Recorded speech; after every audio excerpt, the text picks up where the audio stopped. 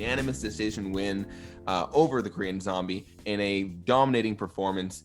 Adam, let's let you start off with this one. Let's hear it. What do you think about this fight? I mean, just crazy that he takes a 2-year layoff, really reinvents himself, and just comes back looking phenomenal. And so Henry Gracie wasn't in his corner because he had COVID. Yeah. And in an interview I saw, Henry was like, I'm happy that I'm the one not in his corner because I'm his jiu-jitsu coach. That's what Brian's known for. So like, as long as he can thrive with his, boxing and kickboxing coaches in the match, which he did, then, he'll be fine. And obviously he just put on such performance. Crazy jabs and lead hooks that just kept Korean Zombie on his feet. And the thing that I found super intriguing was he was mixing it up so well that he would just like touch Korean Zombie's lead leg to like threaten a takedown, but he wouldn't commit. And Cormier was saying how like that threat is so important so that every time he doesn't know, Korean Zombie thinks, oh, it's just a threat, until he wants to actually commit to a takedown, and then like Korean Zombie is just like completely thrown off his feet. Yeah, absolutely. I agree. And I don't think it was just that. It also helps him with the striking. I think what really, really dominated the striking, the reason that Ortega was so dominant is because of the high variance and the high feints that he was really that he had in his output. He wasn't throwing the same shot again and again. In fact, if he threw a shot, you wouldn't see that shot being thrown for another 2 minutes in the fight, but he keeps on throwing shit again and again. He just has different shit he's throwing. And we all know how insane Korean Zombie's boxing counter ability is, right? His counter striking is next level. We saw it against Hinato Moicano. Moicano threw one jab. A single jab is all Korean Zombie needed to slip it, counter with the overhand right, knock him out, and finish the fight within about 30 seconds from there. So Ortega knew he couldn't come out with a boxing-based game. So what did he do? If you guys didn't notice, he didn't throw a punch for the first 2 to 3 minutes of that fight at all. He didn't throw a single punch. The whole time he was going kicking game. You can look, if you watched Korean Zombie for the first really 3-4 minutes of the fight, he was just ready, looking to counter. He was walking him down, waiting for Ortega to throw a punch so he could counter it. So Ortega didn't let him do it. He just kicked, kept the distance, did damage from the outside, got the leg, kicked the leg, kicked the body, and didn't let Zombie get the counter game going. And then later, then he could get the boxing going because Zombie had all these other kicks to worry about. And that's why he was able to then get the boxing going without having to worry about the counter striking of Korean Zombie to the same extent as previously.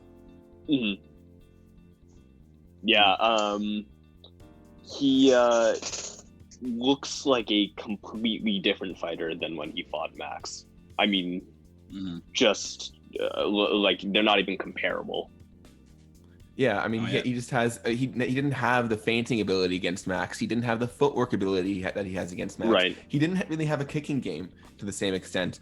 He really has evolved, but you have to remember, this is a very, very young fighter. Yeah, he just took 2 years off, but this is not a 30-year-old taking 2 years off in the middle of his career. This is a guy who is at the very, very beginning of his career. We saw him evolving every fight. 2 years off means 2 years to grow, 2 years in the gym, 2 years to grind and develop your skills. And that's what he did.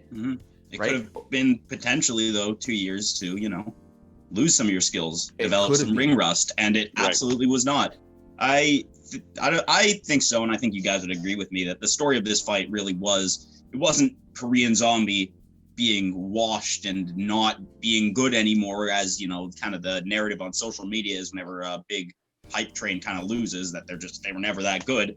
The story was Brian Ortega put on a clinic. He was phenomenal. Absolutely. And it was just, that was like his best night ever. That's a championship ready fighter. He's absolutely ready to take on Volkanovski. Don't know how that fight will go exactly. I get the feeling that we haven't seen all of Brian Ortega's tricks that he has up his sleeves. God, just what an overwhelmingly dominant performance. What a statement. What a statement. What a way to come back after 2 years off. And I mean, his cardio is phenomenal. Like he definitely seemed a little slightly gassed, but he was not. comparing his tiredness in the Max Holloway fight is a little bit different because he was just standing in range, taking shot after shot. But I mean, he was still pretty well conditioned in the 4th and the 5th round. Yeah, he was keeping it up, and again, that's also a function of him fighting at his own pace and really being able to guide the fight. When you're doing that, it's a lot easier because you're deciding when to have output. You're not reacting all the time and fighting at the other guy's pace. But definitely, it was helping him.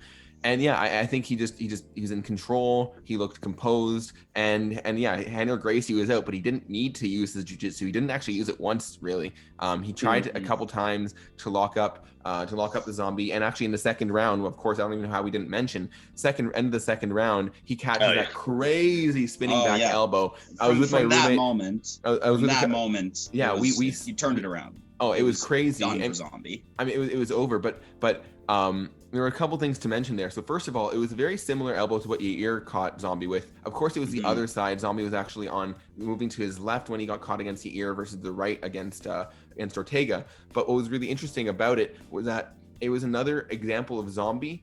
When he rushes and when he blitzes in, he overcommits. He goes too far. You saw how far forward he was leaning. His head was almost at Ortega's head, maybe even past Ortega's head. Just like exactly the same thing as what happened with Yair, and in both cases he got elbowed hard for it. So I think that seems to be something. Or Ortega said he was training it. It seems to be something that Zombie does, a bad habit of Zombies that he really hasn't fixed even after all these years. And this might be something that other people can take advantage of. It was really, really smart and really, really. It showed just the development and the skill level of Ortega to be able to take advantage of that. But it might be something to watch out for in a couple of Zombies' future fights. I mean, I have to imagine that, his coaches, when they, go back over the tape with him, I mean, they're going to point that out because that was, I mean, it's not a turning point because, I mean, it's not really like the fight was going in Zombie's favor at any point, but it was, the moment when I said, oh God, Ortega's not going to get his comeuppance. There's no such thing as karma. Zombie is over. Yeah, right from that elbow. Well, moving into the future, Ortega, now we know, Dana has in fact confirmed this was built up as a number 1 contenders fight, and it looks like it was in fact a number 1 contenders bout, meaning Ortega will fight the champion, Alexander Volkanovski, for the featherweight championship at some point in the near-ish future. Hopefully, I would say probably, I don't know, March, whenever they're ready, right? February, I would say, is probably the earliest, but we'll see.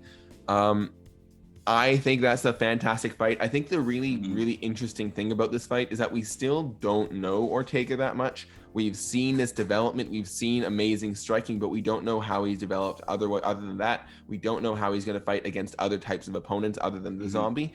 And I think that really actually works into Ortega's favor against Volkanovski. The City Kickboxing team is legendary for their ability to game plan and strategize for their opponents. If you look at the way that they fought everyone else, they know people's weaknesses, they know people's tendencies, they know their strength, they know how to avoid the strengths and play into the opponent's weaknesses. So Hey Rowie, if I could just interrupt you. Other than the big, obvious Adesanya, what other prominent fighters are other fights? So obviously Alexander Volkanovski, as obviously. We have Dan Hangman Hooker. We have Brad Quake Riddell. We have Kai Kara France. So a bunch of really top level fighters fight out of the City Kickboxing gym. And all of them excel in their feints. All of them excel, as I mentioned earlier, in their game plan. And so having a guy like Brian Ortega, who, there's a lot of film on him, but that film is old film, and that's of old Brian Ortega. They can't properly train or game plan for Brian Ortega. They only have 5 rounds of footage, and that 5 rounds of footage was against one specific game plan, one specific fighter with one specific set of skills. They don't know how he's going to react to everything that they put forth. So I think that really plays into Ortega's advantage. And one last thing, I know I've been going on for a little bit here. One last thing is that Ortega's team is also quite good at game planning, and there is a ton of footage on Volkanovski against a ton of different opponents, so that will in fact work into Ortega's advantage. If you want my prediction, I think that Ortega is going to take the title. I do think that he is capable of doing that. I think like I said earlier, and as you kind of reiterated here, it really does seem like he has a whole bunch of tricks up his sleeve that we don't know yet. Like he was not able to showcase everything that he has. I have to imagine that in his, preparation, while he specifically prepares for Zombie now, in his general preparation over the last, probably year or so, when he's got a goal for where he wants to be a year or two from then, he's preparing for Volkanovski. He's preparing to fight for the championship, as any good fighter who wants to fight the championship should. Outside of your specific fight camp, you've at least at a certain level have it in your head, I'm looking to fight this person, even if it's just a subconscious thought. So, he's been, in reality, preparing for Volkanovski for a long time. And, I think that considering how close the fight with Holloway was, and, Brian Ortega also, I'm referring close. To I'm referring to fight. Volkanovski, Holloway. I realized that could have been confusing. Considering that how close that was, I really think that Brian Ortega, with his newfound ability, I think that he really stands a strong chance, especially if we can see what kind of how improved he is on the ground from an already phenomenal guy with a phenomenal ground game. We don't know exactly how much better he is now, and if his striking is anything to go by, could be leaps and bounds better. So, you package that up really nicely.